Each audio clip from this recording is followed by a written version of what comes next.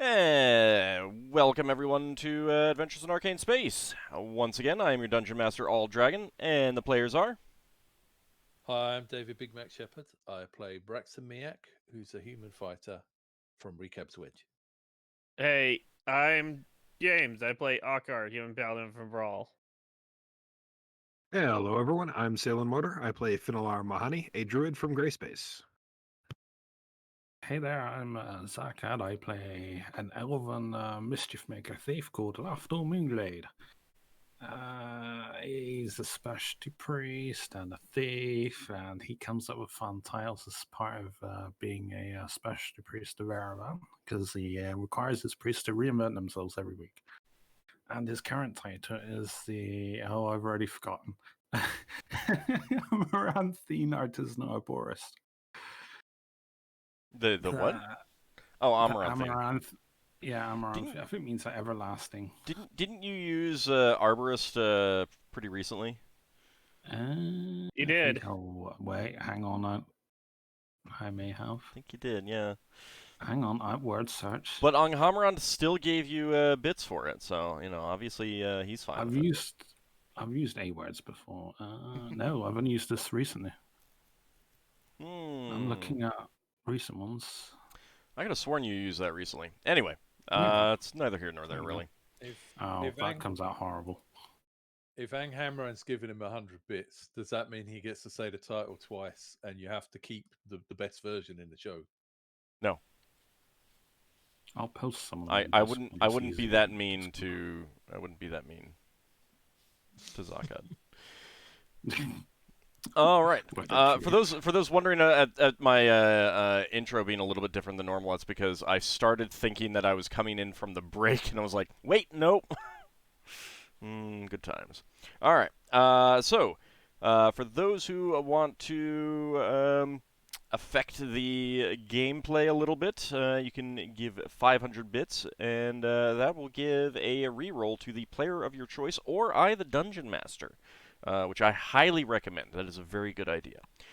Currently, the number of rerolls available, Braxon has 0, Finn has 2, Ockar has 0, Lafdul has 2, Leva has 3, Solas has 1, and I, the Dungeon Master, have a paltry 3.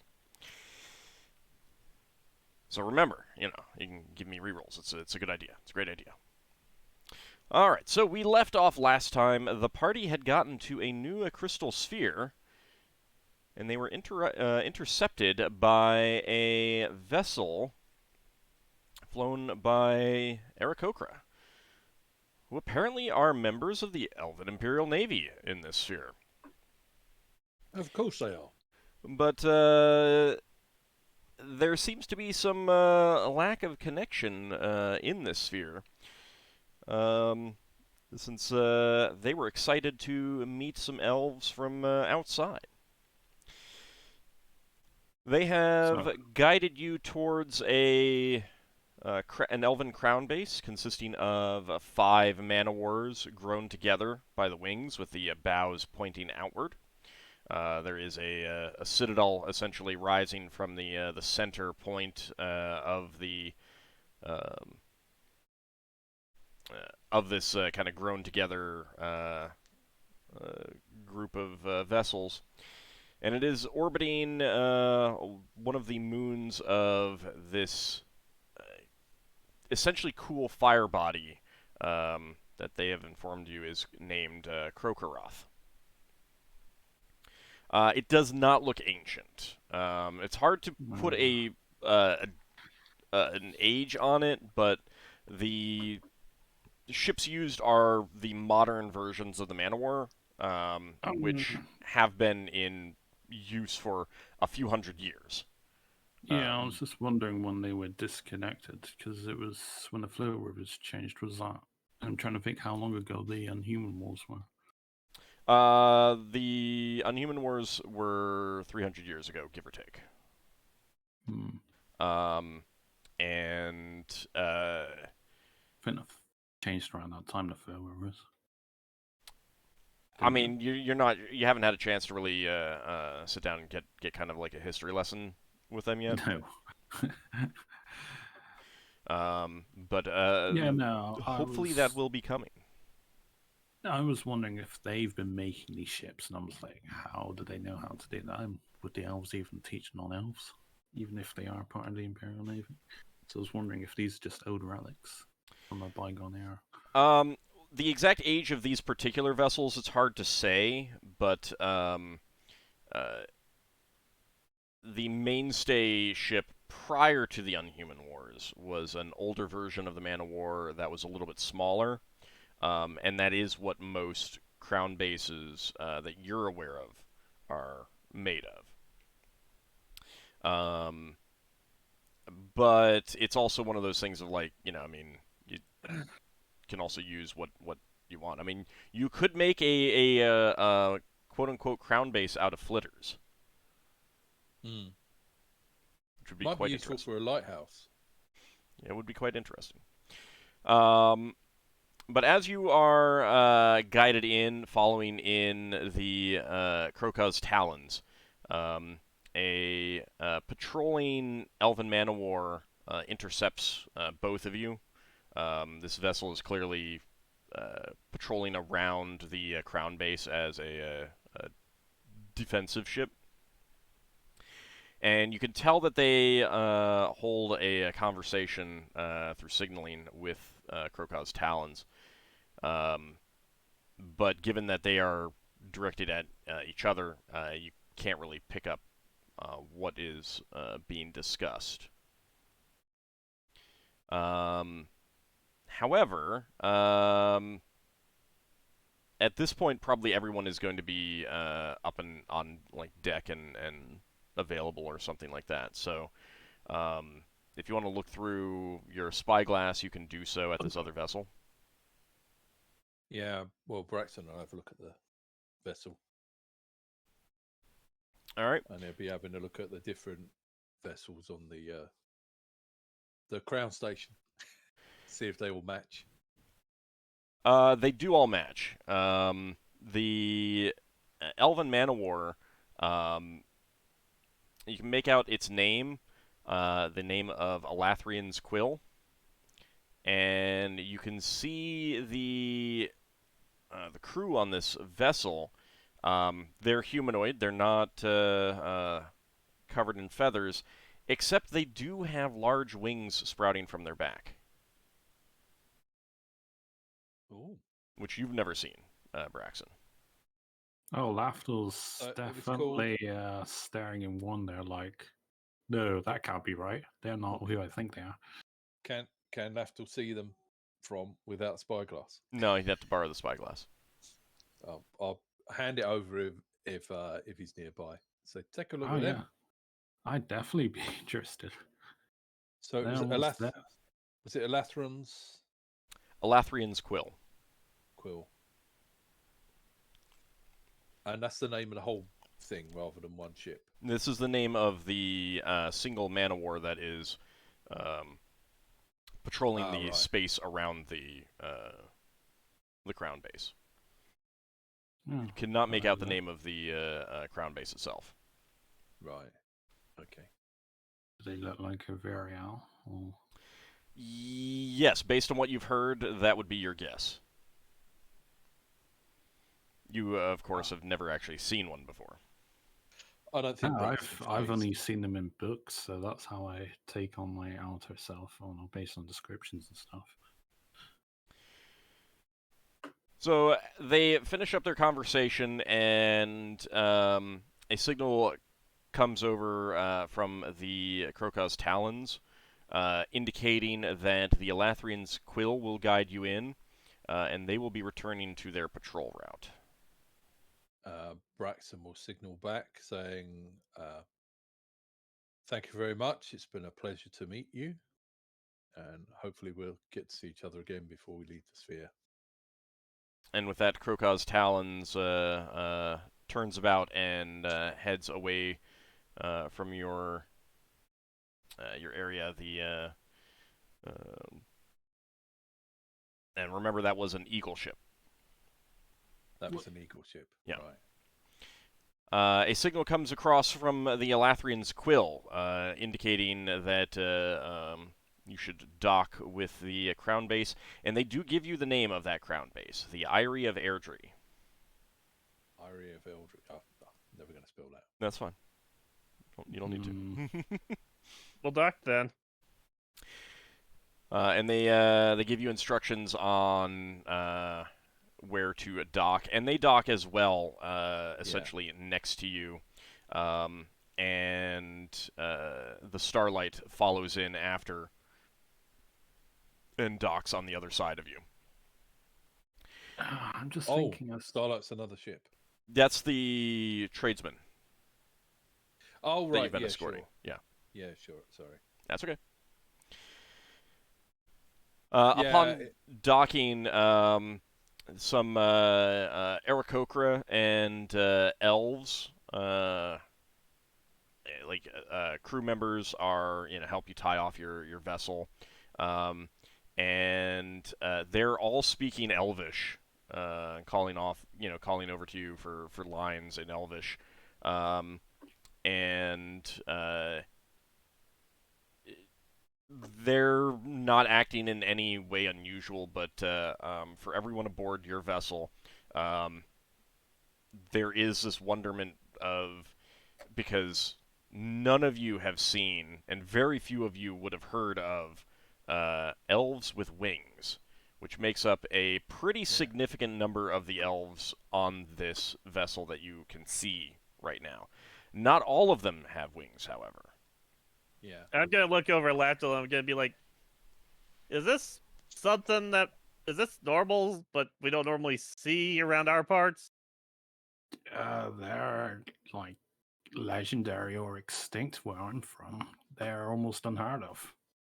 Or they've gone into hiding because they were, persecuted, I think, in my history from dragons before. They were like the first elves that arrived where I came from.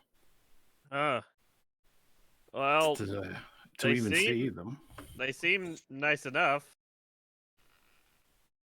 Oh, I would definitely be fascinated to have very lengthy conversations with them. They'd probably be interested to know where I come from. Yeah.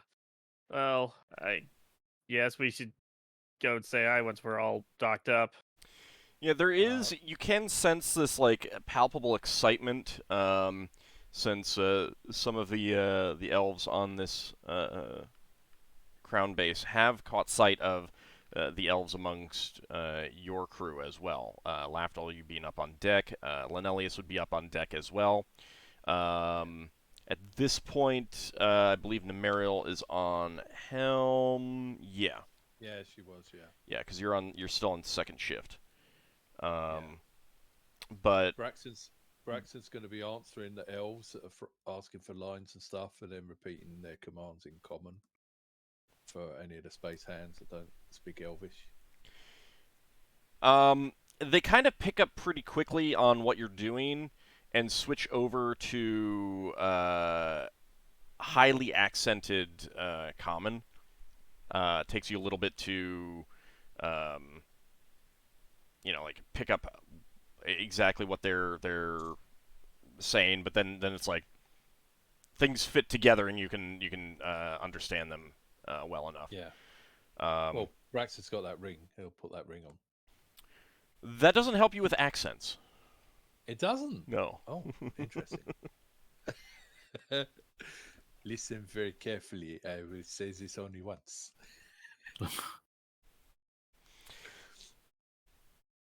All right. Once your ship is tied off, sorry, what was that, Lafdul? I was just gonna say Lafdul's in a bit of like a kid in a candy store. He's like, oh wow, winged elves. Yeah. This doesn't happen every day. Can Braxon see Lafdul looking a bit weird? Excitable, palpable, unusually excitable. I think. I mean, unless unless Lafdul says that he's not. He's trying to hide it or something like that. I think it would be pretty obvious. No, I'm definitely. Braxon's just gonna walk over and whisper in Lafdul's ear. It's just some elves that fly. It's no big deal. It is to me. They're legendary. Okay. They don't exist where I'm from, or at least I've never met any. Well, there's lots of things exist in wild space.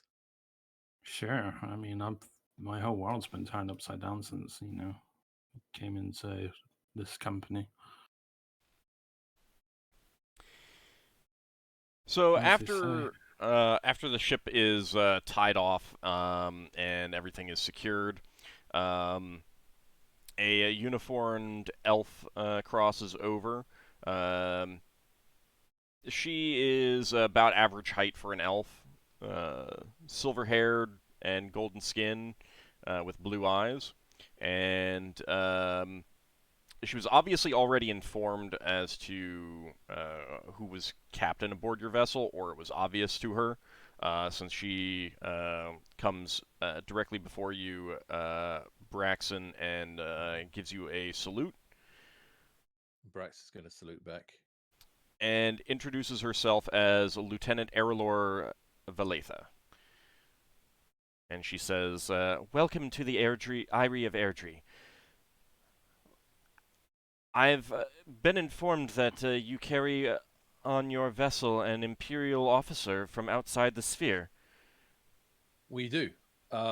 He's from Grey Space, although we met him in Crin Space. It's Lenalius. He's on the deck, isn't he? Yeah, he would step forward at that point, but you being the captain, he would wait for you to Introduce tell him. tell him to come forward, kind of thing. Yeah. Because he is also wearing his uniform, but Yeah, he was captured by some people that attacked some elves. so you wave him forward. Yeah. He steps forward and introduces himself to Errolor, and she says to him, and she looks at you, Braxon, and says, "With your permission, the council would very much like to get a debrief with him ASAP." Of course. One of my employees is a former Elven Navy person. She's on the helm at the moment. If you'd wish to speak to her, I can lend her to you.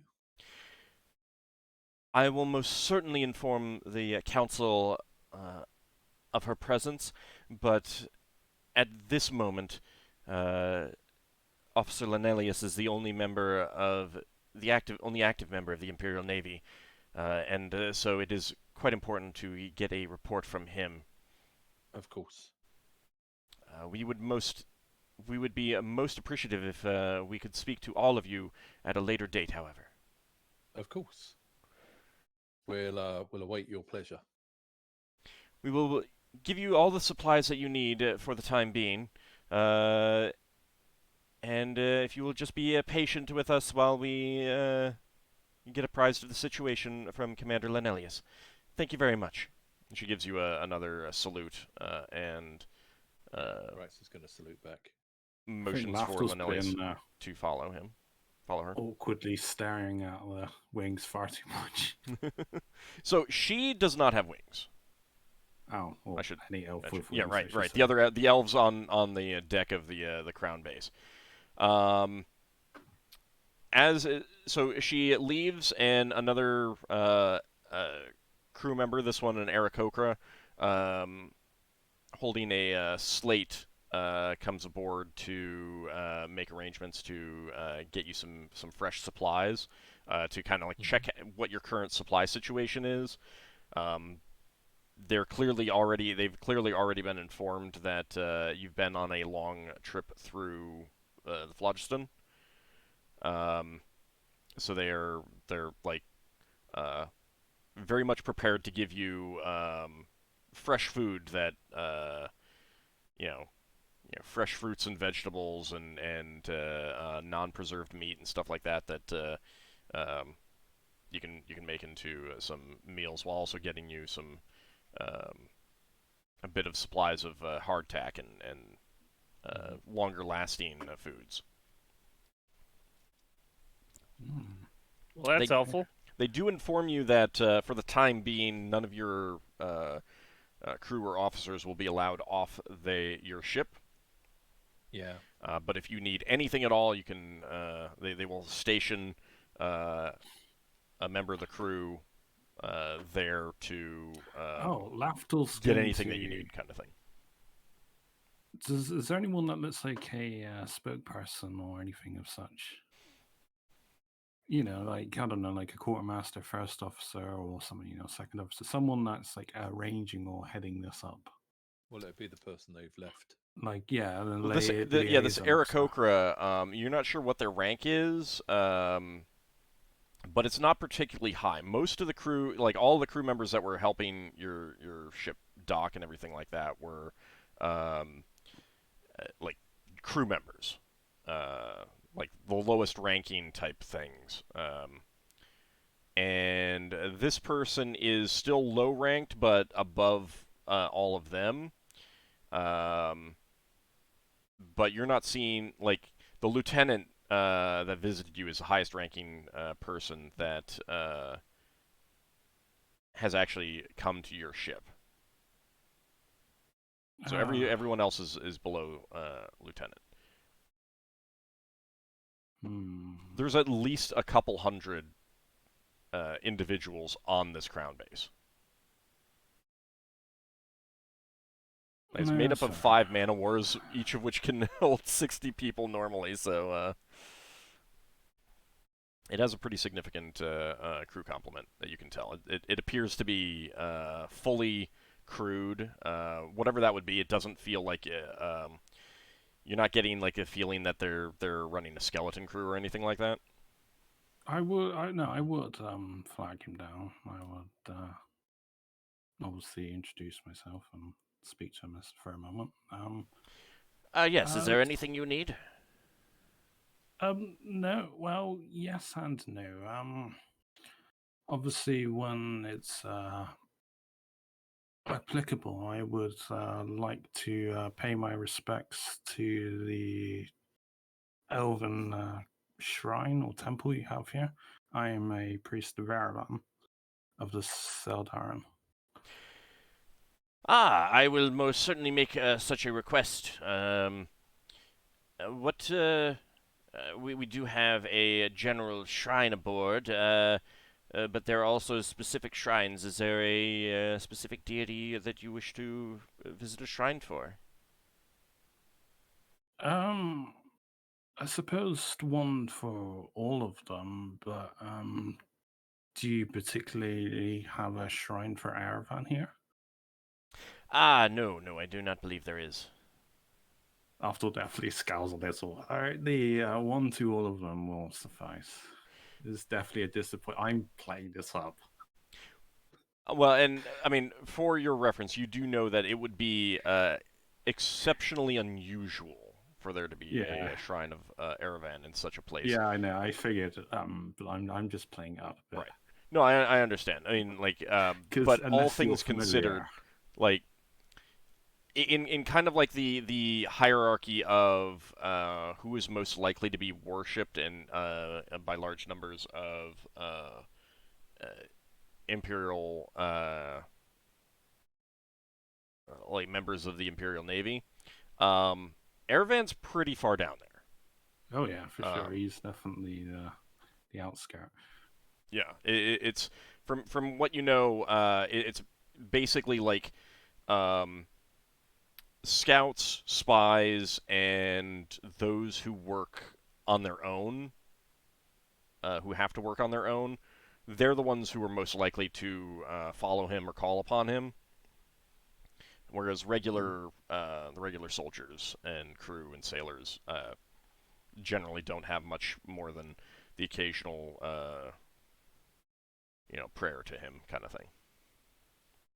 Yeah, he's a deity of reinvention, or changing things up. So yeah, no, I just say the general, temple will do. I will make a request. It may have to wait until after the commander has given his report. you understand it is just to ensure that everything is that there is no falsity or deceit going on. Of course, may Erevad strike me down if I say anything. Yeah, knowing Erevad, he probably would to do anything untowards the Seldaran. The I do Aarakocra nods.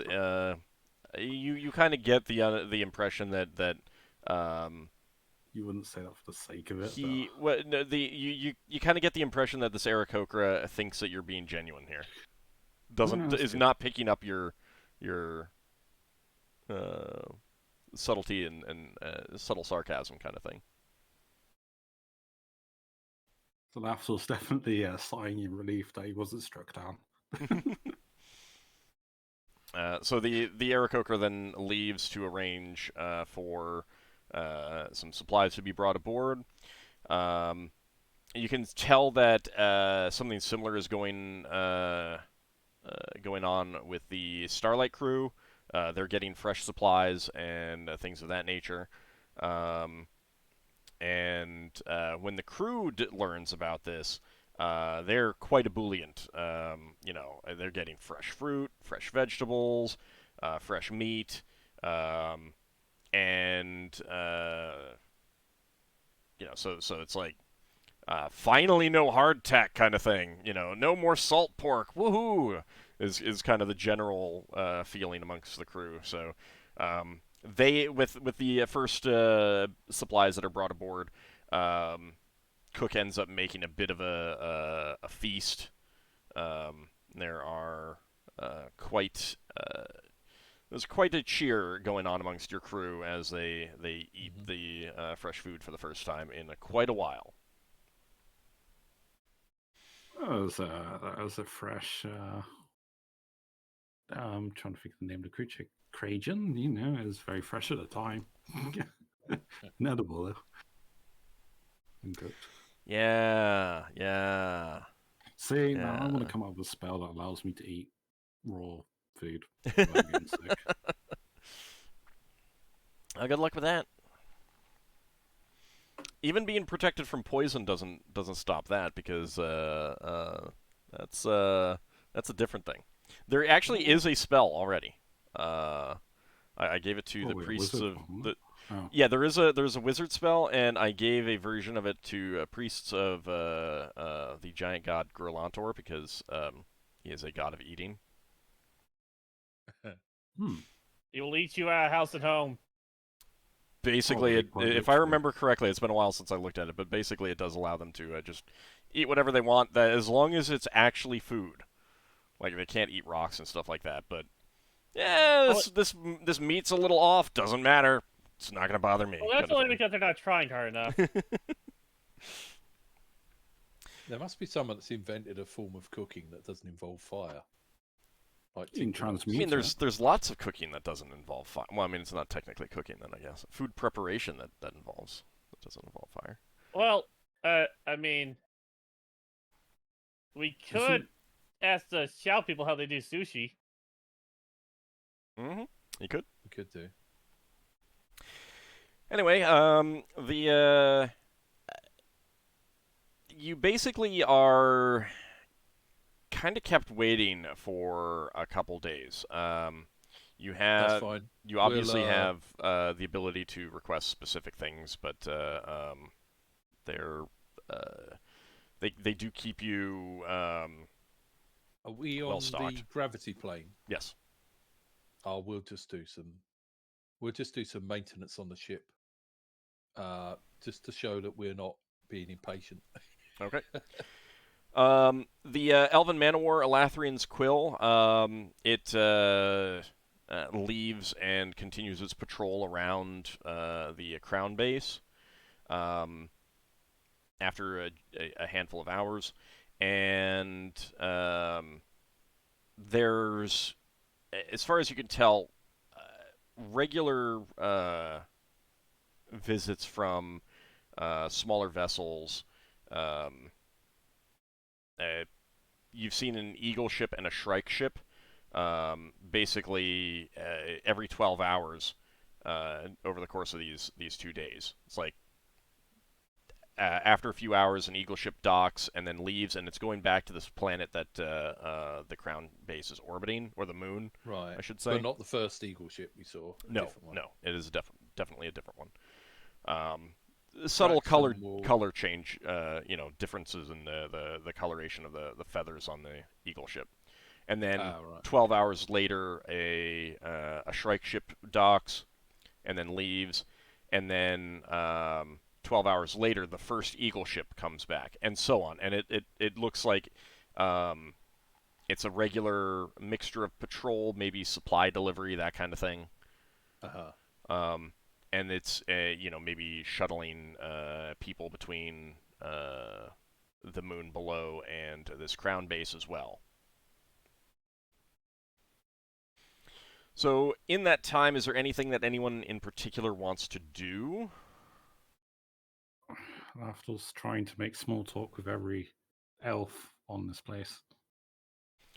They will be extraordinarily apologetic, and you can tell that they want to talk to you. Like there's a lot of eagerness there to find out where you come from and what you've been through. But the usual discipline, martial discipline. Yeah. They're very apologetic that they have not been allowed to speak to you yet on an extensive basis.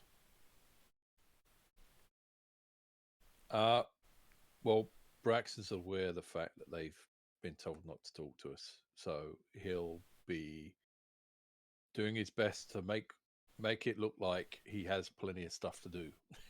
Okay. Not to be sarcastic about it, but just to sort of, I basically tell everyone, okay, let's check over everything in the ship. We're probably not going to be able to have shore leave on this military base, so we want to get ready for going to where we can next go to. And making a point of not appearing impatient, kind of thing. Yeah. He's making a point of not looking impatient, that he's got all the time in the world. Okay. But he'll also keep he'll keep on that ring that lets him listen to people, and he'll be listening out for anyone speaking in a language other than Elven. All right. Some of the Aarakocra do speak in what you assume is their native language, but only with each other. With the elves, they speak Elvish. Now, that said, you're not getting the impression that the elves don't understand their language, kind of thing. Yeah. It seems more of a respect thing because they are in the Elven Imperial Navy. Yeah. So after 2 days, Linelius returns, and he looks absolutely exhausted. How'd it go? He comes back and he says, it was quite exhausting to tell them everything, not just everything that I've been through, but and that we've been through, but to also try to catch them up on what has been going on with the Elven Imperial Navy outside the sphere for quite a long time. I believe they will want to speak with you tomorrow, but they're currently I believe processing my report, and I am desperately tired. You need to sleep. Indeed, I do. Okay. So he heads to your cabin, or you're all right? Oh no, he can walk. He's just tired. Like, the kind of thing of like, he'll probably just like collapse on his bed and go to sleep as soon as he's in his cabin, kind of thing. Yeah. And sure enough, the next day, after everyone has had a further night's rest, he is awake, and Lieutenant Errolor returns to your ship, saluting you once again, Braxon. And she says, the Vice Admiral in charge of this vessel, Alshara Seoshes, would very much like to have a conversation with you and your officers, any of whom wish to come. She would very much like to find out what your intentions are and what you have to say, and she has many questions about the prisoners that you have. Oh, okay. Would you and your officers be inclined to speak about such things at this time? Are we bringing you Muriel? So basically, it's a like open-ended thing of like, who do you want to go there? Like, who I'm is willing to go and speak. Yeah, the officers plus Numerial, and it's just your helmsman? Your helmsmen are technically officers. Yeah. I was thinking her in particular because obviously this is much of a wonderment to. I mean, it has probably more meaning to her than most other people. Oh yeah, she's been palpably excited too. We'll probably bring her and leave the others. Like they can have a chat with them later if they want to. I mean, Glau's a good navigator and he's pretty familiar with charts and stuff. Yeah, Yeah, glad would be useful. that would be useful. All I right. suppose any of them would be useful. I mean, I kind of feel bad for Noor because Noor's been with us for the longest time and he should be allowed to go on trips like this. But do you think we're pushing it a bit? I mean, this isn't going to be a trip. This is going to be a debriefing interrogation type situation. Yeah. It's just like you get to experience something new and listen to a very modern conversation. Let's leave the others on the ship. Yeah. If you saw what Lenalius looked like after they grilled him. Yeah, but that's like a labor of love for him, you know. It's like me trying to teach people about Aravan to elves. I mean, that was absolutely a duty for him. Yeah. For sure. All right, so all the PCs and Mariel, that's what you're looking at? Yeah, I think so. Okay. Unless any of the other players think someone else should come. Or any of the players don't want to go, if someone wants to stay behind. I'm going to assume that Solas and Leva will come as well, but unless their players get here, then they will probably They'll be hanging around in the background. Yeah. Not have anything in particular to say. All right. What I will say to the officers, I mean, I assume we're allowed a little bit of private conversation before we obviously go there. Yeah. If they'll give us that courtesy, I will say, try not to put Margoth's people in a bad light because, I mean, we're not trying to start anything here. It's probably best that we keep it as vague as possible about that sphere. Margoth's people, well, that's 2 spheres ago as well. Yeah, I know, but there was like a whole war, and that would just be like opening up old wounds. Margoth's people were on our side. Well, yeah, I mean the whole crystal sphere in general. Yeah. The last thing I want to be known for is a person who started up another Inhuman war. Yeah. Before it ever amount to anything, but not be the guy who starts the war. No. Not me, hopefully. Yeah. All right. But yeah, no, that was anything. Then, with that, Lieutenant Erlor guides you onto the deck of the Crown Base and to some stairs leading below decks. Braxon's going to be paying attention to anything that joins the individual ships together. So, aren't they grown? The wings are grown together. And then as you go below decks and you're guided to down, well through. I don't think you've been on a Man of War. You've seen them, but I can't remember if you've been on one. We went I on think a we have. we went on a Not crash properly, ground though. station, but I can't remember. Yeah, if but that that Man was those were archaic Man of Wars. Yeah. And you were upside down on it. Yeah. It was an Australian one. I mean, it was a crashed one. That sphere lost to us, as in we could never get back to there. Because we had to use Higimus's gears to get there, to navigate there. I'd have to go back and refresh my memory on how you guys got there. I don't know, but it's probably not relevant to this. I can't remember us going on a Man of War before. Yeah. But there are Man of Wars that are just trading ships. Right, but and it is a very common design and stuff like that. But I can't remember. Like, I mean, I suppose it's possible that Braxon might have done some work on them when he was doing shipwright work on Brow, but we've never said that he did. Yeah. I think. Didn't we save like an elven ship at one point? And Lafdul, they didn't have a helmsman, and Lafdul was acting as a helmsman. Wasn't that like an elven ship? I don't think it was a Man of War though. Oh, right. That's the only thing I can think of. All right. Would it have been Flitter?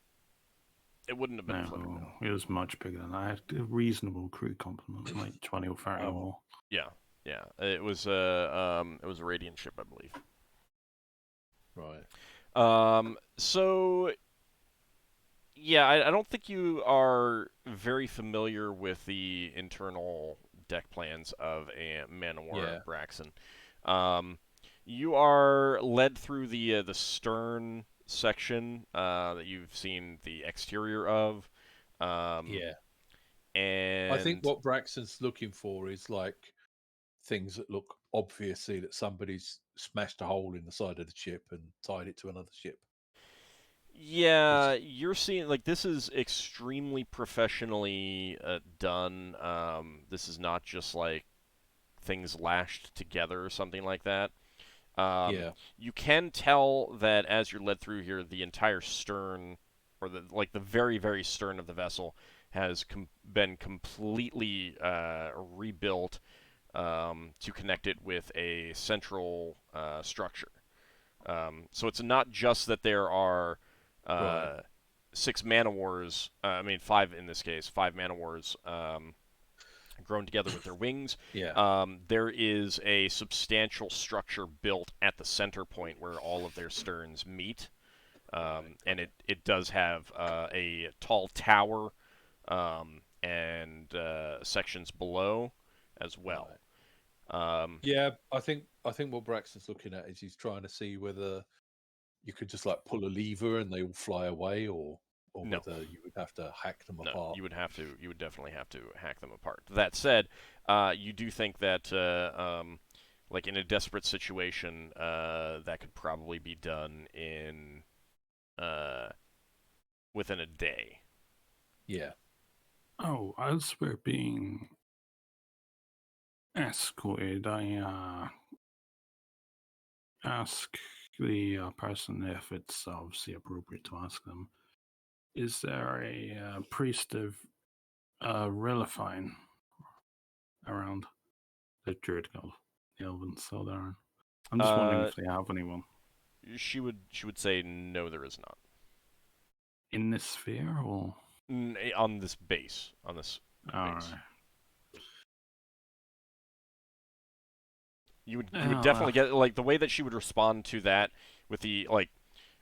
She would take your question to mean on this base, and she would respond in such a way that it's like, no, there isn't one here, but there's plenty elsewhere, kind of thing. All right, fair enough. I make casual conversation saying that. Well, actually, no, I redundant there.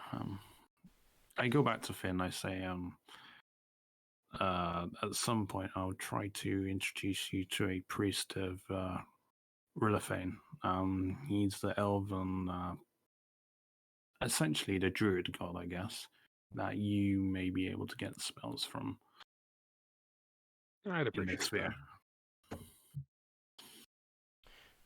Finn would definitely have heard of Rilithane. He might not know a whole lot about the faith itself, but you definitely would have heard about them.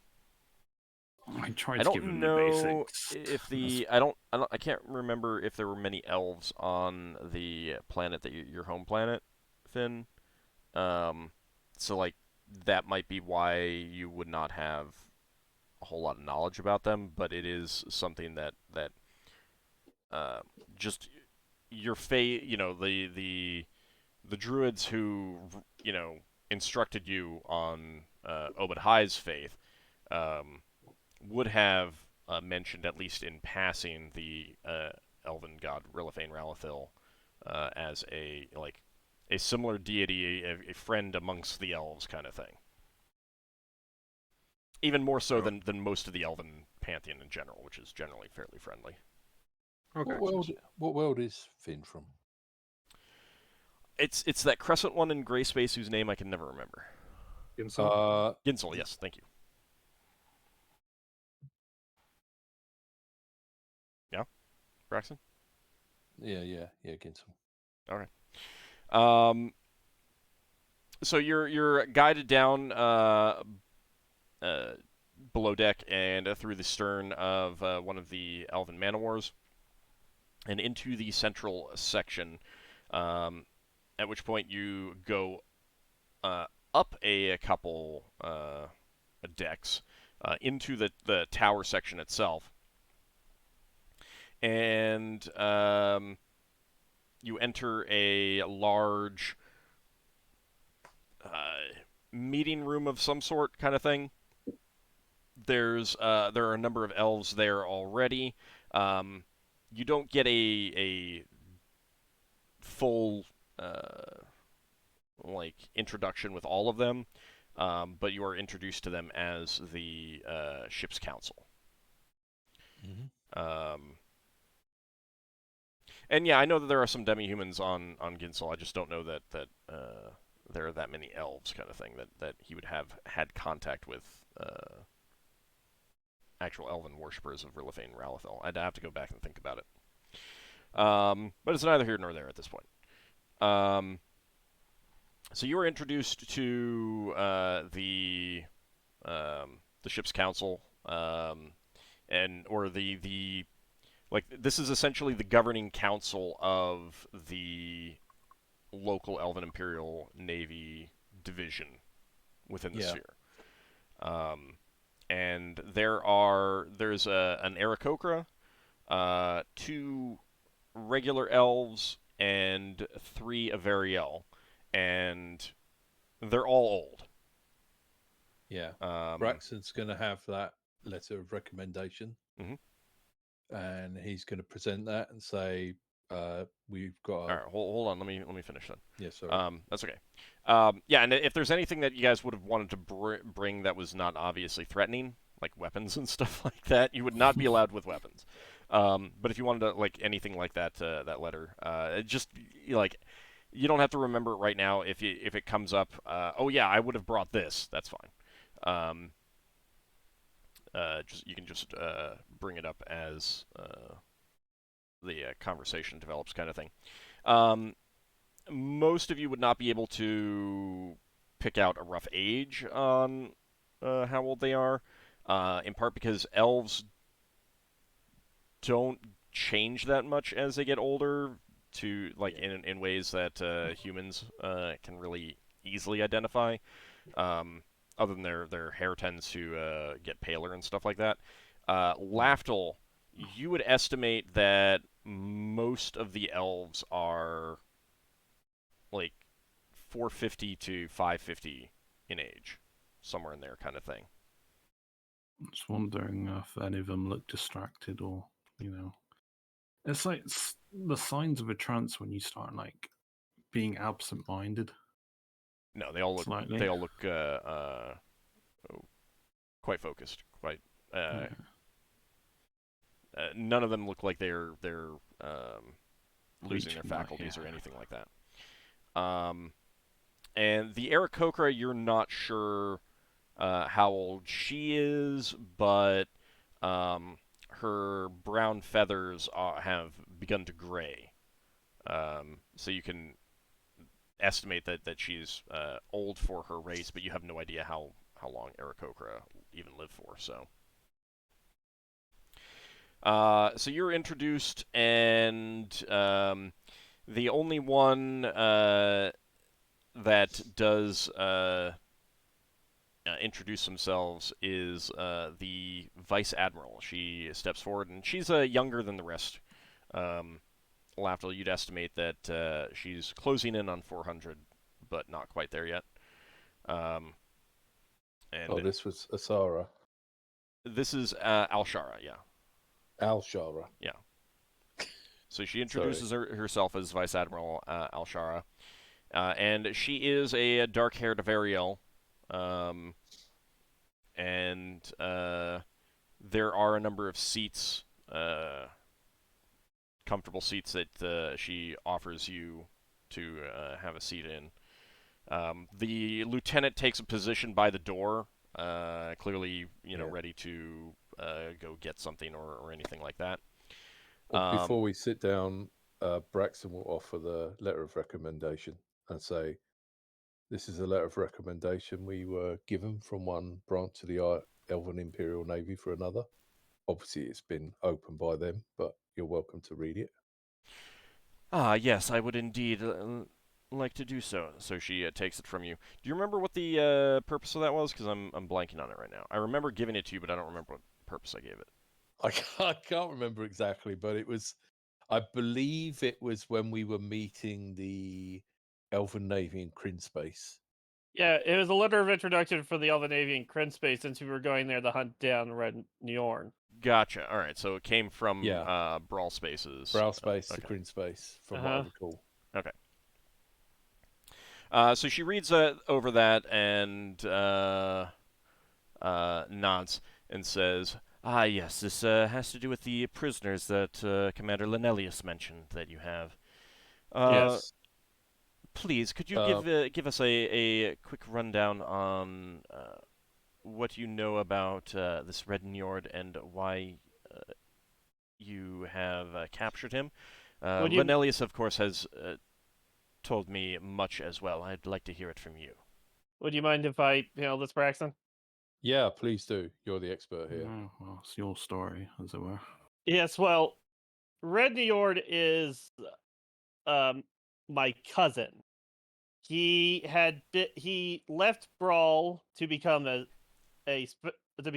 pirate, and he started attacking vessels in Kryn Space, specifically Elven Imperial Navy ones, which is what got a bounty on his head. And I, as a paladin, went with my group to go track him down and arrest him.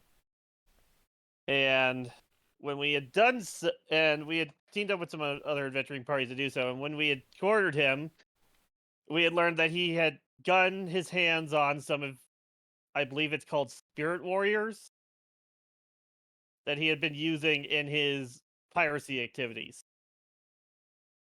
And sadly, because of unforeseen circumstances that ended us up in our current situation, we had lost those spirit warriors. Otherwise, we'd had them to give them to you or to any other member of the Imperial Navy that we had to do so.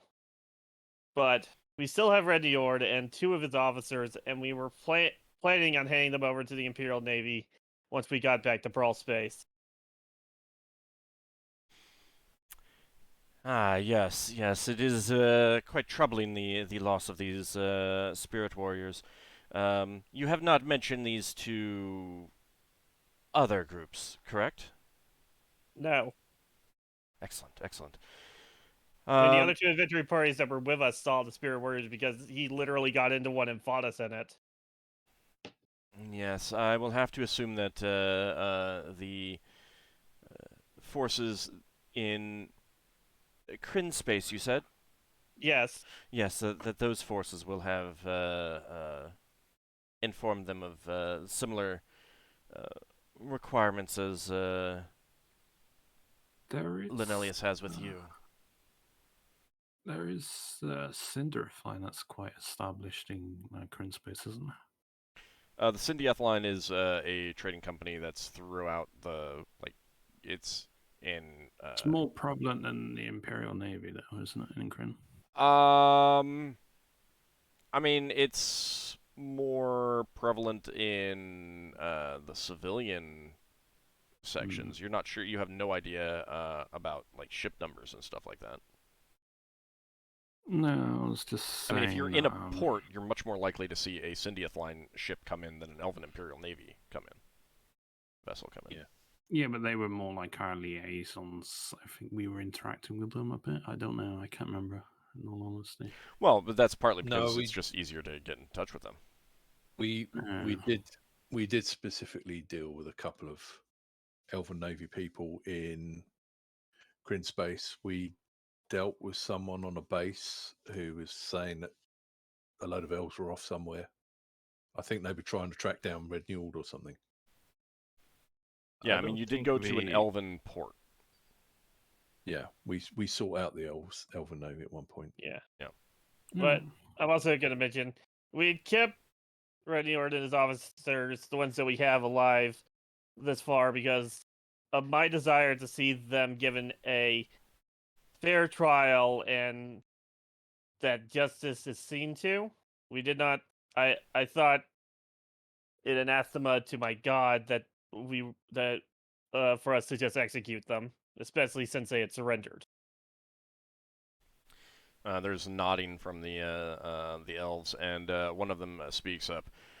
Would you be willing to give testimony in a trial against these? Of course.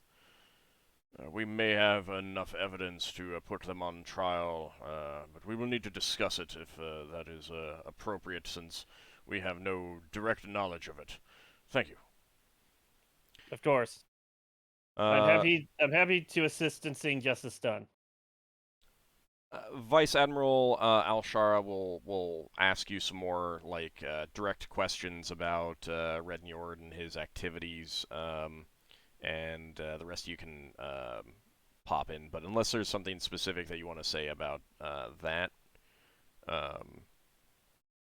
that'll just take some time, and it's just like more details about his background and how he fought and things like that. Like they're definitely trying to gather more specific details about him.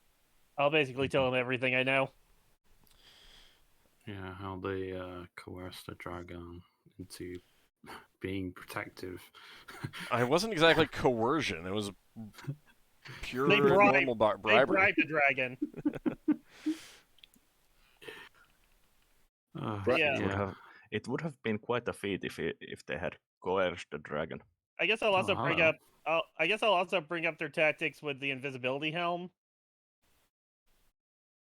Yeah, they will definitely be interested in that. Yeah, Braxon will say that that belongs to the Elven Navy in Grey Space, and we've been making use of it to help us in our endeavors to get home. But we're not sure how you feel about that. Well, we were intending to give it back to the elves in Grey Space, but yeah. Yes, Linelius has mentioned that as well, and we will be discussing that further. Now, the loss of the Spirit Warriors, could you go into more details about how that happened? Someone on the ship we were fighting created a cosmic storm. That causes quite a bit of murmuring amongst the... There was chanting within our air envelope, and suddenly there was a cosmic storm. It happened while we were in mid-space combat. There is repute of a powerful wizard that lives remotely on one of the moons in Kryn space that may have been probably one of the few people powerful enough to have an influence like that. All we know is that our ship and the bards that had the spirit warriors on it were sucked into the storm, and Were the Spirit Wars stuck in? what? Yeah, they were. They were on. We cut the barge off at the start of the combat. Oh, well, Yeah. I Yeah, thought it got sucked in on its own. No, well, it might have, but we cut the Oh barge. yeah, we don't know. We don't know if the barge got sucked in, but we know that us and the vessel that attacked us got sucked in. That I remember. because we got Lever to contact the wizard with the Solamic Knights, and they couldn't find it or something. I can remember. Yeah. When we got separated. Yeah, we got separated from the barge that had the spirit warriors on it, and when our wizard Leva attempted to contact our allies, they could not find the barge at that location. So we suspected the barge was either stolen or also sucked into the storm. And they could be who knows where.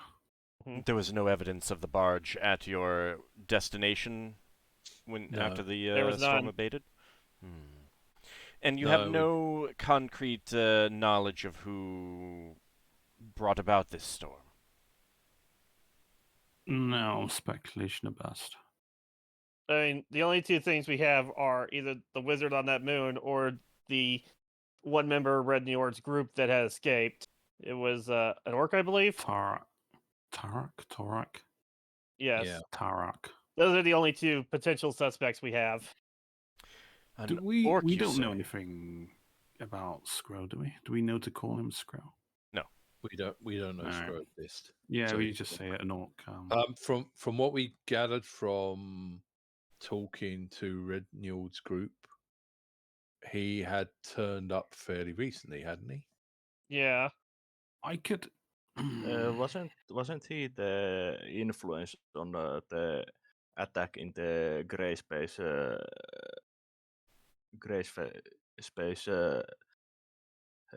Elven Navy base?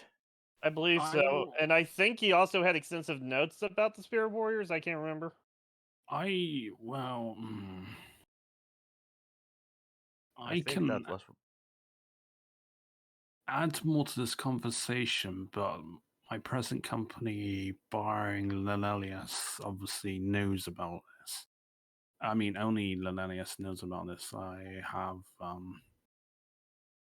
you could say, delved into Red Njord's mind and memories, and I obviously knew about certain events leading up to it, but obviously further attempts failed.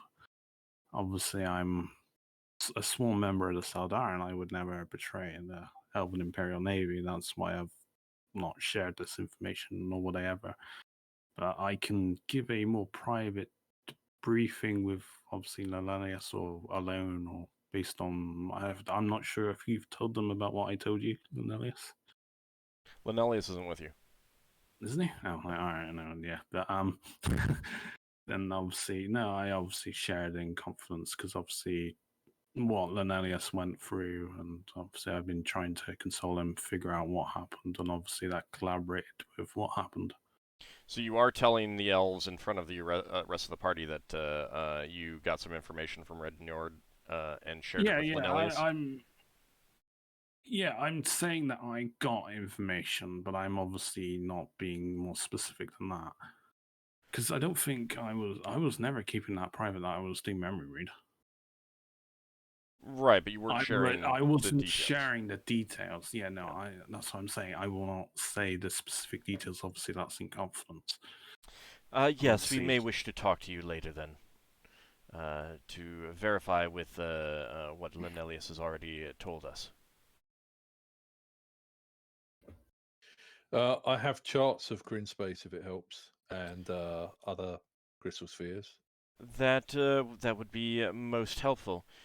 Should we ever gain contact with those spheres again? Now, the orc that you say was with Red Njord, you say that he could have been one of the ones that cast this spell? That is quite unusual. What leads you to believe that? He was a priest, that much I know. I don't think he had arcane ability. But he was the only one of Njord's crew that escaped, and he's the only one that we know of. He's the only one that could have known that we had the spirit warrior on the bar. He had a lot more resources than he should have had. Yeah, Yeah. he had quite a bit more detailed information than we could have reasonably expected, and he was quite a bit more powerful than we expected as well. Like he was like an agent for an organization.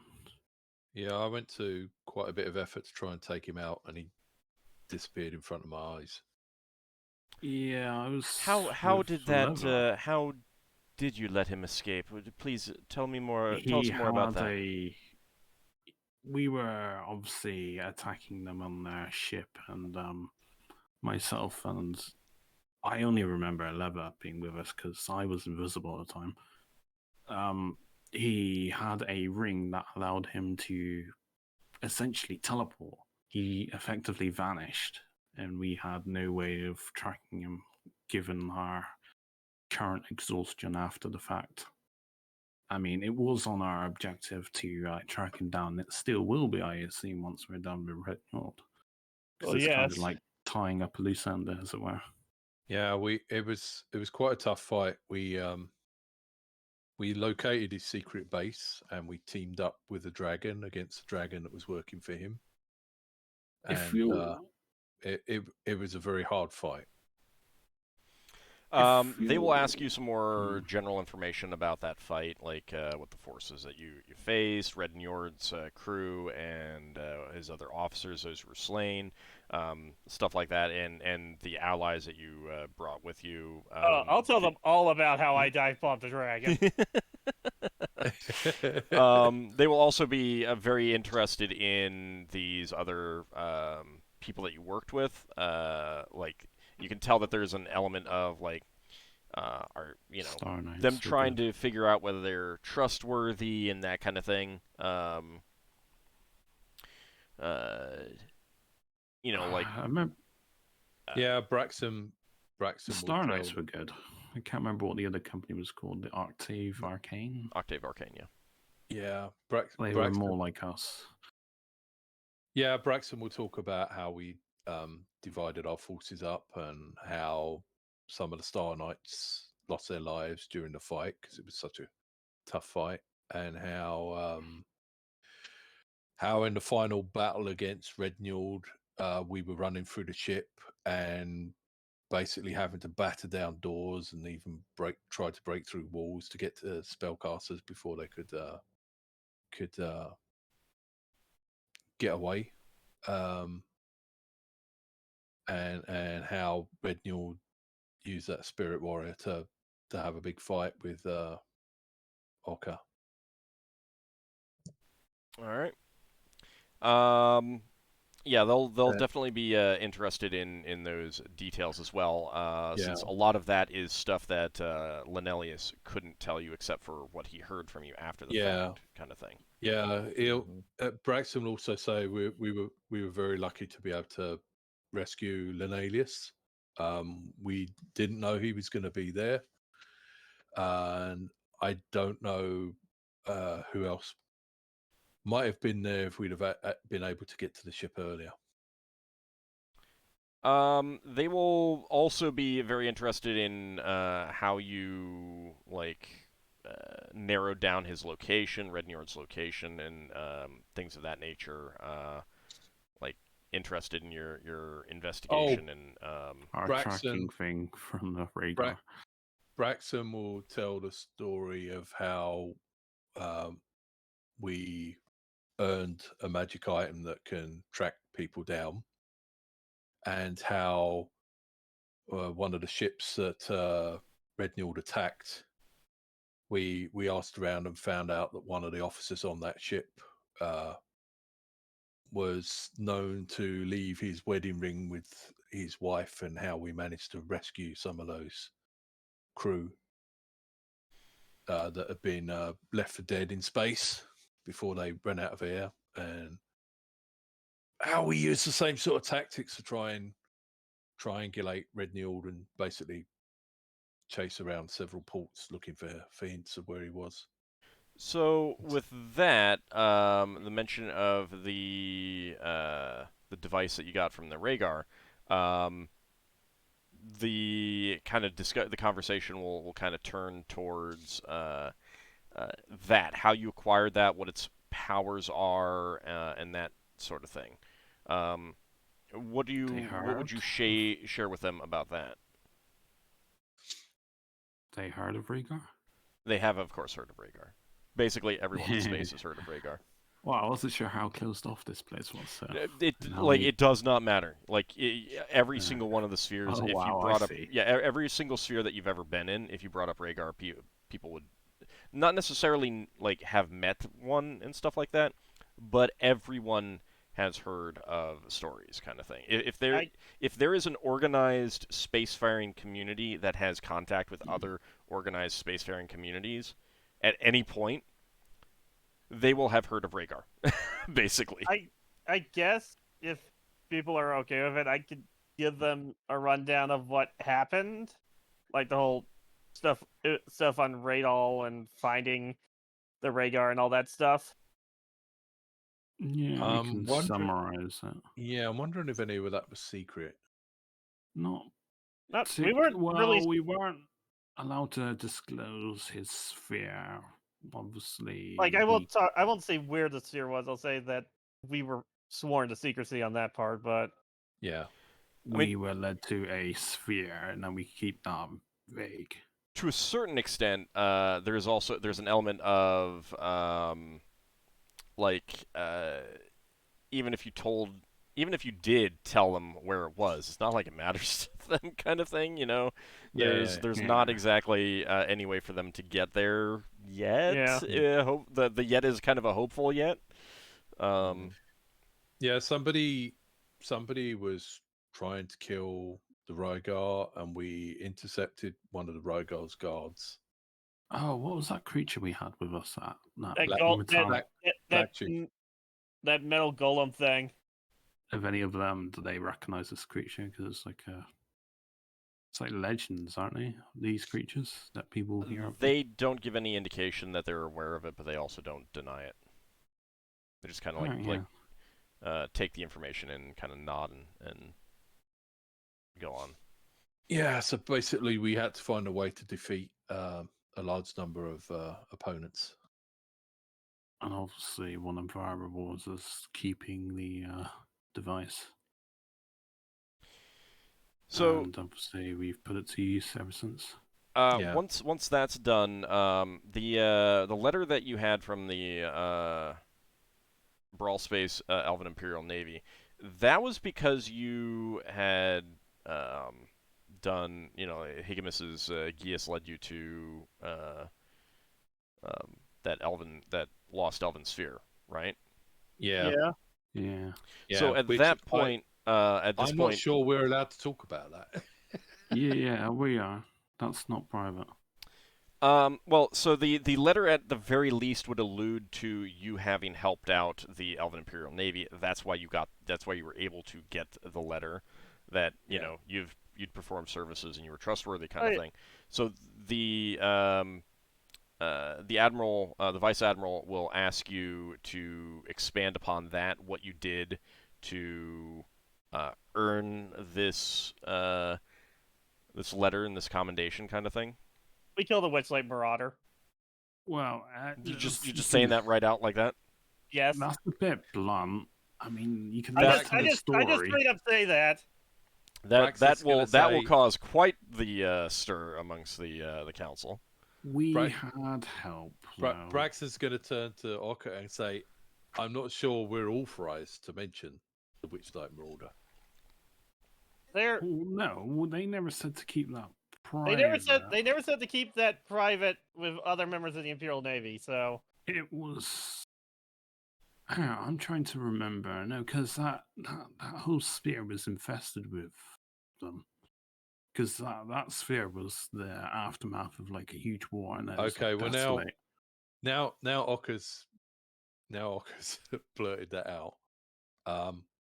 Yeah, we found we found an elven base a bit like this, but upside down. So, Very old. so like the Vice Admiral would basically say that she gives you authorization to expand upon it with her authority Yeah. as Vice Admiral Okay. of the. She specifically says as the Vice Admiral of the Thardriel fleet, which doesn't mean anything to you, but you know Right. it seems to have weight in the way that she says it. So We may need to get that in writing at some point when we get back to Brawl. I'll well, that's I'll not ex- going to help. I guess I'll explain all of it then, if we have that permission. Yeah, we can say that obviously when we were on Green Shield, was it Green Shield? Yeah, it was Yeah. Green Shield that Higamus polymorphed into Rhino, got pummeled, died, got resurrected by Neuralis. Then we were on a personal quest for him to recover the Yggdrasil silver Has nothing to do with artifacts. has nothing to do Wasn't with Yggdrasil. No. Had We- nothing It to do was with a Yggdrasil. tree, silver tree thing. No. What was it called though? Wasn't It had nothing to do with that- Yggdrasil. That is not something Yeah. that you would like. No, Anywho, Yggdrasil's were my stuff. Yeah, like anything Yeah. anything that Lafdul knows about Yggdrasil is literally from Ockar telling you stories of his faith. Yeah, I'm getting this mixed up. To- Obviously, it was a to- silver tree thing. But to get back to the Witchlight Marauder, some elves on a station similar to this had it deliberately crashed their space station upside down to trap a Witchlight Marauder in some sort of stasis effect. Oh, that's And, because of the thing on it, though. The tree. Yeah, and we had to kill it. It was multiplying into more creatures, and we had to kill it before there was too many that would overwhelm us. Well, once we took the sapling because the tree just died. Yeah. Yeah, you took a seed. Yeah. And then, because we killed that thing, we were able to get that. That was part of the reason why they were able to get us that layer recommendation and all that stuff, because we'd done a service like that. Yeah, And my hope is- specifically recovered the seed Tree. of that tree. Yeah. Yeah. Which restored Beloriana, who had been in essentially a coma at that point. Mhm. Yeah. And then she went off to take care of it. Yeah, I should probably visit her at some point. Oh, you got to go to another sphere for that. She's not Yeah, in probably. brawl space anymore. What Yeah, spheres did she end up in? She went back to Darnanan. I can't remember where she was from, so... I don't remember, but she wasn't from Darnanan. But that's where she went to take care of the tree. Yeah. So Braxon says, I hope that what we did on that planet was able to allow the elves to move on to the next life. Oh, I'm quite Well, sure that yeah. that did. Yeah, there were specters and ghosts of Yeah. bygone era. Obviously, we're trapped in the moment. Yeah, it was like they were stuck there trying to complete their mission. Yeah, that's where we learned where we don't aggravate ghosts. They don't like that. As I was lightning bolted, as I say. You'll specifically be saying something to that effect. Yeah, no, I'd say. I mean, I'm doing it first, like comedy effects. Oh, then I mean that will get chuckles from the council, and the chuckle from the Aarakocra is a little bit more like squawking, but you know, they do appear to have enjoyed that little aside there. Yeah. Did It was a very tough fight. We barely survived it. Did Linnaeus tell you about the flags we rescued? He did, yes, and we will be getting to that in a moment. Okay. Fair enough. But indeed, please tell us about the your attempt to get home and the sphere that you ended up in. I understand that there were many goblinoids there. She says with a bit of a sneer. Yes, Yeah, well, it was. Go on. well, not well. Yes, it was a sphere of goblinoids, but not all of them were particularly unpleasant. We have one in our employ that is actually quite friendly, has been helping us this entire time. She's a passenger. Yes, we will be Yeah, not getting to employee. that. But please, tell us But- more about the sphere. It was completely encased in earth. It was like a giant cave, and there are all kinds of strange creatures there, including illithids and other things. Honestly, the goblinoids were probably the things we had the safest time dealing with, comparatively. Yeah, we only explored a percentage of it. It was fairly tough to move around because we were basically flying down tunnels instead of flying through open wild space. I mean, Technically, an if you've elf and a- explored every inch of it, then you've explored a percentage of it. But go on. Sorry. Yeah, 100 still a percent. Go on. we got the completion cartographer achievement. You know how it works. And while we were there, we ended up at what was it, like a zoo or like a freak show of sorts? Where we had Wow, a menagerie. a menagerie. Right. It was like a Yes. menagerie where they had the elven banners there on display. No, No, that was the elven in, banners were on a arena display on the arena's outside wall. That's what I meant. We found the banners on the outside wall of this arena, and Lafdul and a few other members of the crew pulled off a heist to steal them back. There Yeah. was a lot of elven relics or trophies, as you would call it, from the last Unhuman War.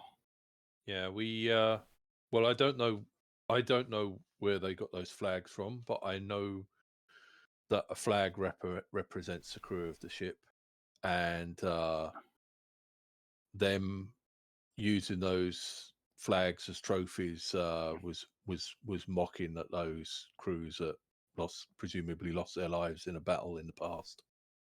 Lewa So mutters to herself about flags being more important than slaves and animals.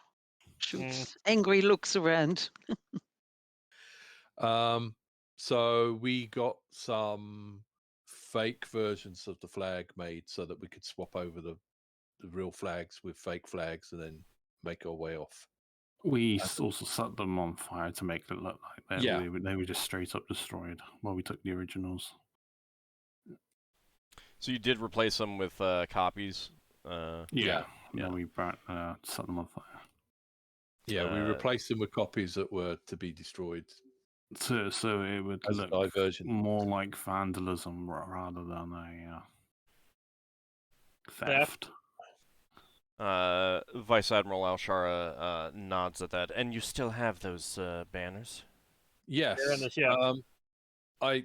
I would request, if possible, if there's any sort of ceremony dedicated to the Lost Elves, of whom I don't know where they came from. If there's any sort of ceremony dedicated to their sacrifice, I'd like to attend it.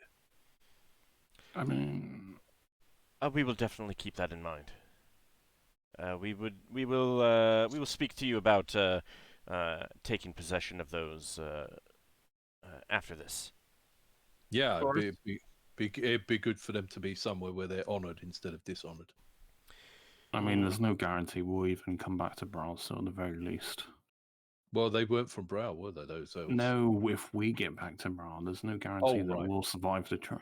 So at the very least, they're somewhere where they should be. So, the council and the vice admiral ask you a number of questions to expand on elements of your time in Chthon space. You definitely are getting an impression that they're trying to gauge what threat, particularly the goblinoids, might pose. and they're very interested in the route that you took out of the crystal sphere, and so is there anything that you would not mention?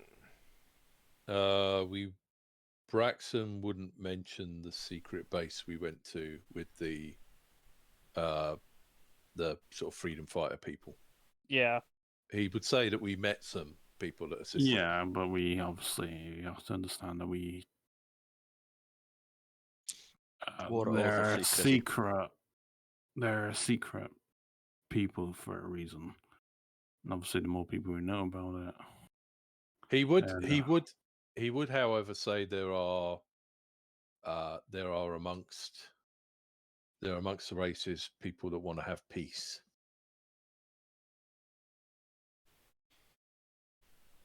All right. Would you mention the visit to the fowl and the Yeah, he would Yeah. do. All right. yeah, the Hey, foul definitely helps. Braxton would mention the visit to the second foul. Yeah, not the first foul. Yeah. Speaking of the first foul, you still have some books to that first foul level. That's going to be due in a few years. A few years, yes. Yeah, these years are going fast. It's been, what, 4 or 5 years ago? You got 2 years Yeah, left. but Braxton would say that when we heard there was a foul, we'd already met a foul in the past, and we went to visit the foul, and somebody tried to attack the foul. No, the Koatoa. Yeah, the Kuatoa. Yeah. So They from were impatient. if Braxton is figuring out they're trying to gauge the threat, he would say that lots of the group in the Crystal Sphere are sort of all against each other, and we had to sort of navigate between the different groups. So if you were to as a group say what you think the threat in that sphere is, like how would you describe that? Like if you were going to indicate that this is the most dangerous group to you guys here in this sphere. I to feel the like elves. the Illithids are probably the most dangerous group there. No, with the Illithids are just Illithids. They are for what you make of them. They can be negotiated with. They can be traded with. There Unlike was the goblins. there was that Illithid group that didn't want to negotiate with anyone. Just Yeah, that's what I was Oh bringing yeah, up. the bad That's what I one. was. Yeah, that's what I was trying to bring up. There's like there's like 2 different factions of Factions. Illithids, and one of them is a lot more dangerous than the other because it's not willing to negotiate. They what did they have? They had like a splinter, like ideologian, A where schism. They're where having they believe that anyone that isn't an Illithid is cattle, whereas the other ones were willing to trade and negotiate depending on their beliefs. So I'd say that the ones that would treat any being as cattle are probably the most dangerous force in the sphere. But since a lot of the beings in there are kind of fighting amongst each other, I don't think any of them are going to be threats, like external threats, like leaving the sphere anytime soon. It's No. more. It's only threats in there. It's because the Kuatoa are also not very friendly. I don't think any of those groups would be able to recreate our trip here. Yeah, we got those. Not really any of them know how we left or Yeah. our destination anyway. We got those clues from the foul, and it wasn't anything known by any of the groups in that sphere. Yeah, and they're more likely to attack each other, to try and take each other's territory than come out and try and bother elves. I see.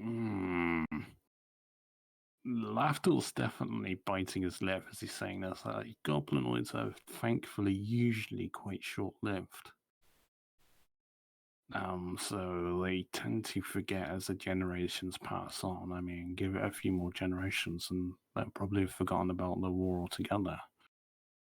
But it's probably the best outcome, really. So then they ask for kind of your views on if an elven vessel entered that sphere. What do you think the reaction like? What would the reaction be from the various groups? Who would they get the most succor from? Like who would they be able to go to get to actually be able to like establish an alliance with, that sort of thing? Like where would they be safe? Who would like attack on site? That's the kind of thing that they're looking for. Well, The Pecks were friendly. Yeah, the picks were friendly. You might be able to make a deal with the non-horribly evil illicit group, but that's still iffy. You could trade with them. Yeah, the Kuatoa were generally assholes. The goblinoids in general, it's kind of mixed.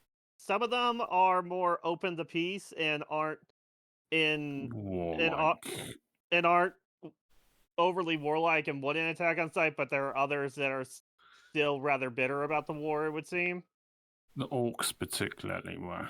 The orcs were very bitter. There were no orcs there. Oh, right now. Was it hobgoblins then? Hobgoblins, wasn't it? Yeah, well, the orcs were in another sphere nearby that we never went to. It was the hobgoblins, but the normal goblins weren't as much. Yeah, the kobolds were the most tolerant and friendly, I suppose, to elves. Obviously, the goblins were second, and then the hobgoblins, obviously, there was a straight-up hatred. I feel like you might be able to work out a deal with the goblins and the kobolds. The hobgoblins are probably a lot more hostile. The kobolds possibly, and the goblins no. Well, not to an elven ship. They would attack on sight.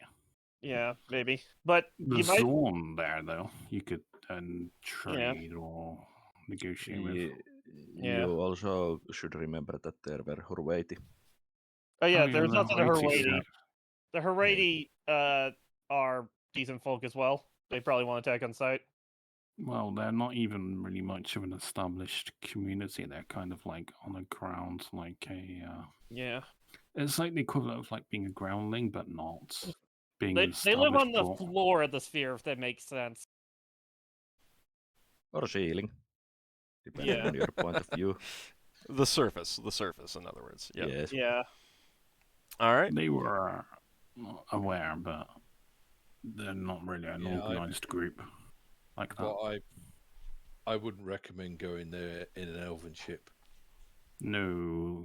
If you can help it. I was terrified of being there, being an elf, and obviously I had to educate well, not necessarily educate, but give my companion Leva a bit of a life lesson of goblins and elven hatred and rivalry.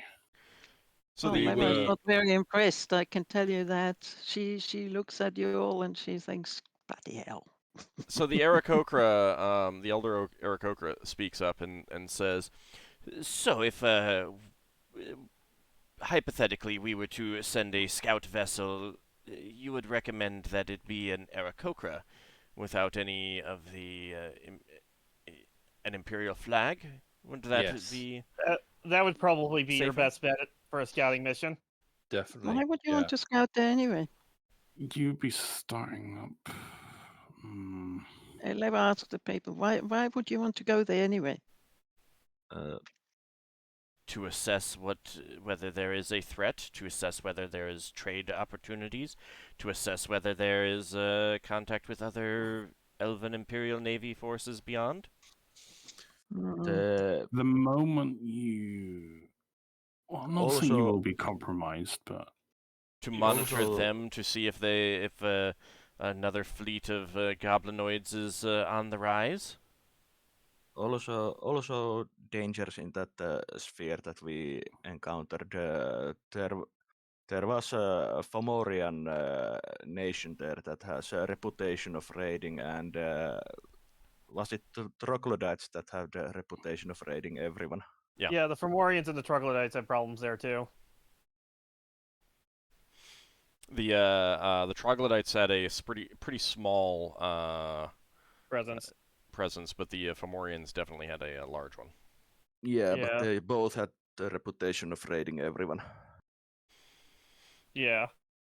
Yeah, And I would feel like if you were to send a scout vessel to that place, you would want to do it with an entirely Aarakocra crew yeah, to be on the safe side. Or Yeah, at you least very would- capable elves that are good at disguises and illusions and No, stuff. But no. that's not foolproof. No, I was quite worried. We were being very careful about what crew we had on deck. Mm. The advantage we had is that some humans are unpleasant people, and without outright lying, if we go somewhere and people don't know if we're good or bad, and they're bad, we can kind of get away with it. That they don't know who we are. But like if there's people that are obviously the enemies of people, they would perhaps storm the ship. So you would have to go without any Elven Navy paraphernalia. One of And the elves on the council says, "Indeed, humans are known for fickle relations with others. Indeed, Yeah. You got a directions on the way back to your home spheres. What directions were those?" It was kind of in a sense of a poem from the thing. It was basically a set of paths that we have to take from each crystal sphere into the Flottasan that should take us back to a sphere that we know that should get us back to Brawl. It was There's the thing in Roll20. yeah, I'd probably explain that. I'd also explain how You when probably wrote it down at this point. yeah, I'd tell them the poem that we got and how it led us from that sphere to the one with the Gravs where we had to assist in their port so we could continue on to this sphere. Have they heard of? Lara pulls whoever is close to her aside and says, "Why the hell are we telling them everything? Do we intend to tell them every single secret and everything we have? What makes you trust them so much?" She's very upset that you just go ahead and you blab out everything that happened and that we have planned, etc. She's very much not in favor of that. Braxon says to Leva, the Elven Navy are our friends. We've carried out missions for them, and they've saved some of our lives in the past. Well, they're not really friends, but even my friends, I don't tell everything. I don't blab out my whole life story, plus where to go and every plan, and maybe even maps to where we've been so they can go and invade.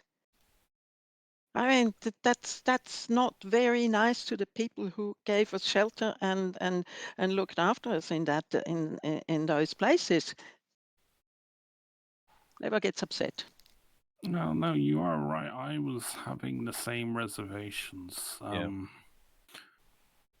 We don't want, being truthfully, we don't want you going to that sphere. Yeah. Because we think you'll start another war. And we'd rather not cause any problems. Because we did meet some kind people there that were willing to help us, and we'd rather not bring trouble to them. Yeah, but it's out of our hands. Because you told them everything they need to know to get there.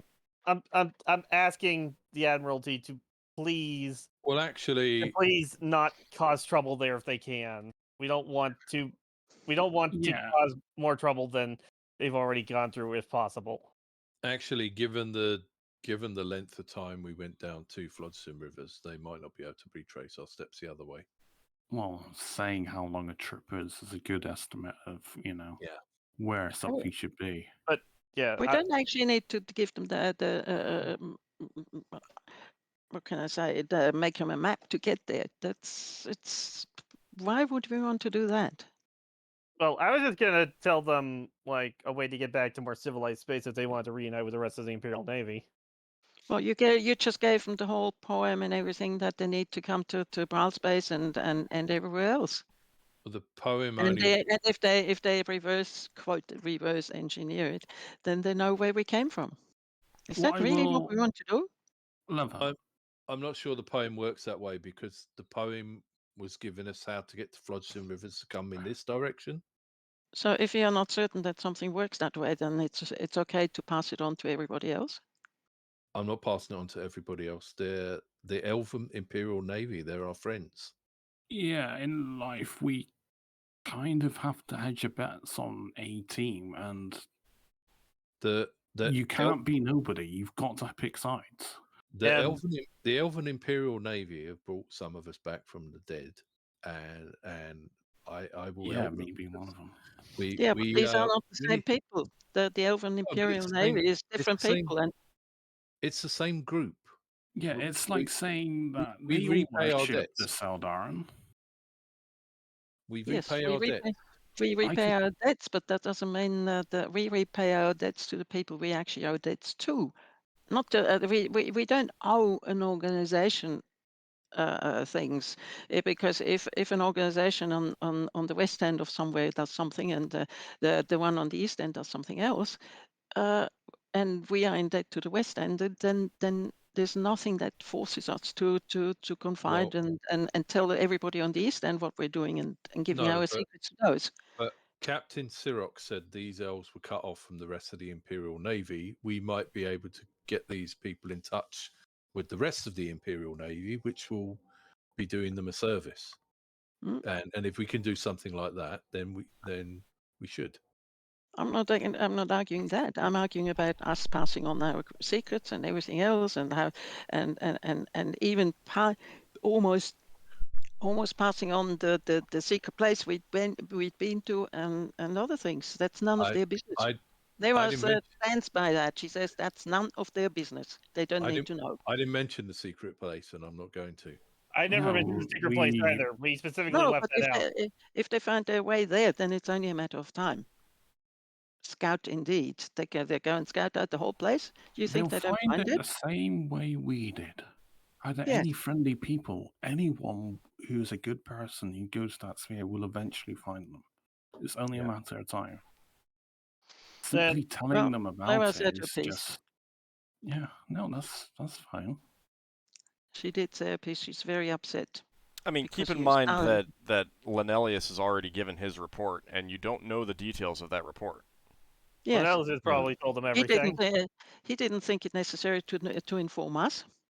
Look at it like this, Leva. I worship the Saldaran. I come from the other end of wild space, but I consider them, these people, my brothers in faith. That's good for you. Yeah, I mean, but Leva doesn't worship these people, this god or whatever, and she considers the quote friendship with the Imperial Army just to be a matter of convenience, nothing more. She's seen a few things that she really dislikes, and so she actually does not consider them to be friends, to be honest. Braxon will turn back to the Vice Admiral, and he will say to the Vice Admiral, I would strongly advise you not to seek out this sphere. We had a great deal of trouble negotiating through these groups, a great deal of trouble finding the groups that we could trust, and a great deal of trouble making sure that the groups that we couldn't trust didn't realize that we were someone that would be useful to capture. And the person we have with us is in confidence that, we're not trying to bring more war or bloodshed. Yeah. We will most certainly take that under advisement. See? Yeah. And in any case, just passing on that we have somebody like that with us, and their reaction to it is actually a breach of confidence towards Margoth herself. So they already know Margoth's here, but in that case, instead of giving them the entire thing, I'm just gonna lead the part that was after. We said what we said. That was after the pick that led us here, because I don't want to get them. You are discussing this in front of the Elven Navy. Yeah. Yeah, it's already been discussed. No, they were pulled the people aside. Yeah, I mean, but it's still in the same room. We're Yeah, in she the same doesn't room. care. And you Level can be doesn't really whispering. care. You can be whispering and stuff like that, but that's no guarantee that they're not able to hear you. Hmm. It's like People that become admirals, they have means of, Yeah, they could be lip reading like you can. yeah. You don't know what their skill set is. You don't Do know you if have they any- can read your minds. They don't do know you if they have can any? employ Oh, magic. sorry. Do you have any She's other just- questions? Oh, we have many questions still. So do you give them what the fowl told you? Yeah. I will edit what the fowl told us to try to keep them from going back to that sphere if they're going to cause trouble. Braxon is aware that the poem that the fowl gave us allows us to find portals to phlogiston rivers going in one direction and includes no information about finding the portals to go back in the opposite direction. So That is true. He's not going to make a big deal about that, but he's going to give them the poem and hope that Leva doesn't go on about stuff, because he's got no intention of telling them go to this constellation to find the river that we came out of and that kind of thing. Well, Leva is not in favor, just so you know, and she will tell you all if she already has, but she will say again, because this you we are need to thinking like find- they're dumb. They're not dumb. Leva, we need to find the They next can read clue. stuff like that. They can't read it backwards. How do you know? Flow rivers only travel in one direction. Look, let's not Yeah, but discuss this. the poem doesn't say what the portal, what was the name of the portal we came out of. So they go forward. Would it be nice if they turned up in Brawl? There's They're the Imperial Navy and Elvi. And it's They're already fine there, to yeah. turn up, bro.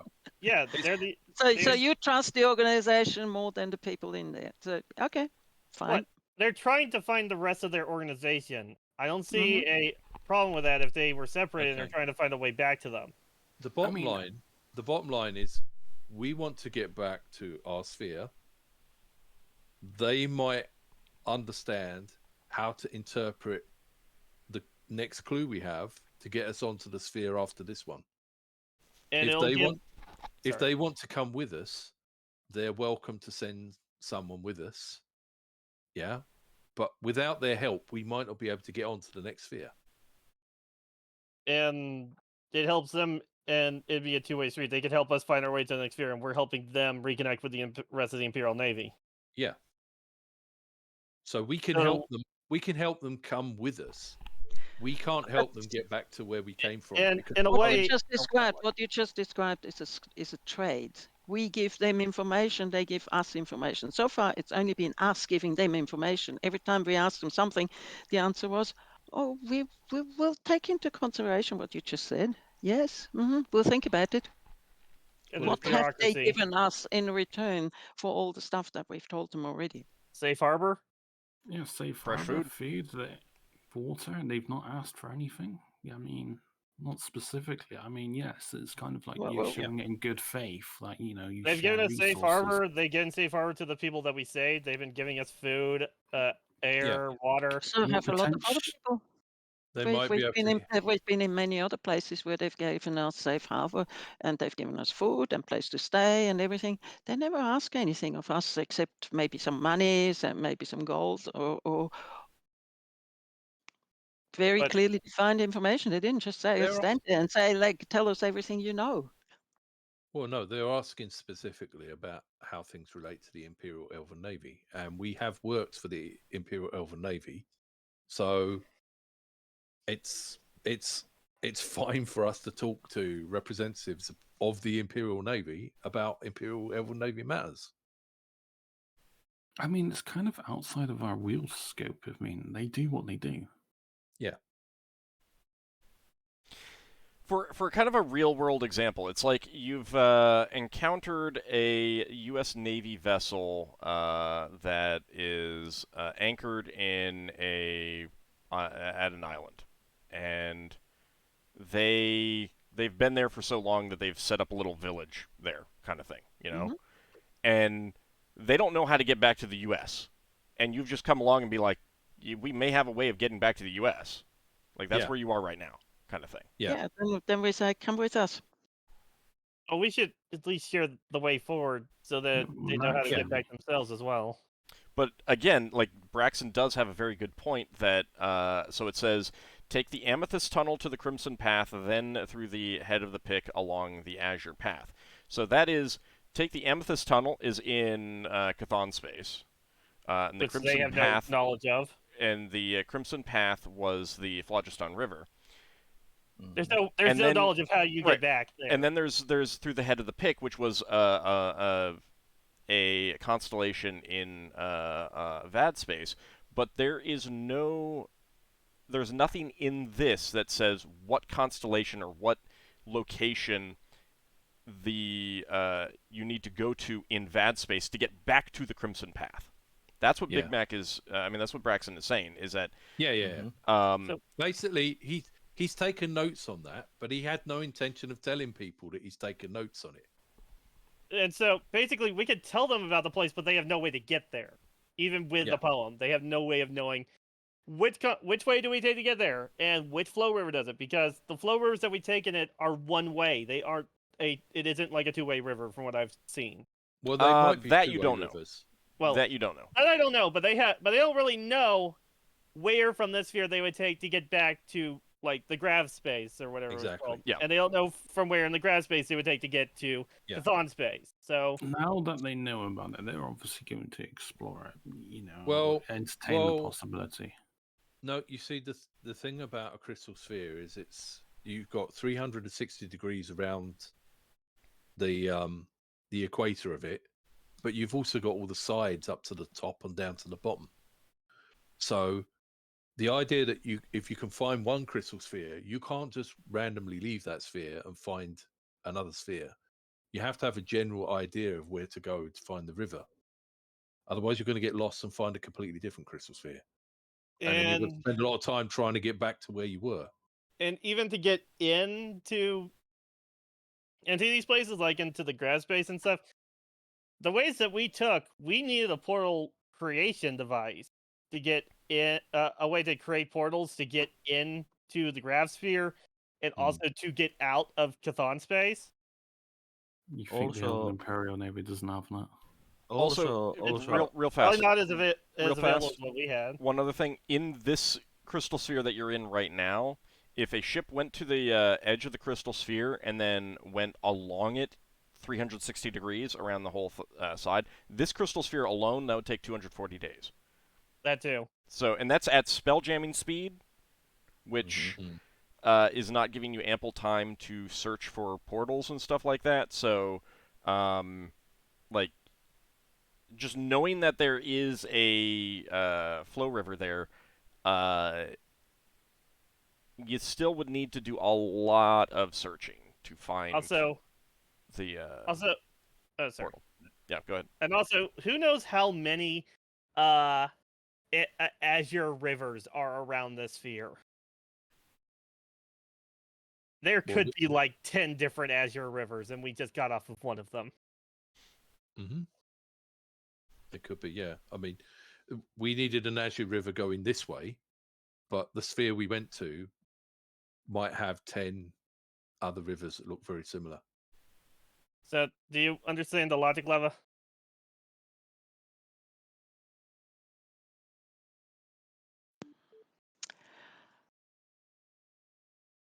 Yes and no. Well, it is about time to take a break. So, I it's, think a little Lever's bit- going to declare war on the Elven Navy. so, Yeah. time to think about some things. But the Vice Admiral is definitely not done with her questions yet. So we will take a 10-minute break, give or take. Good time to stretch your legs, get something to eat or drink, and we will be back and see what else the Vice Admiral has to ask. See you Shall shortly, we, everyone. See you on the other See you side. then. See you in a bit.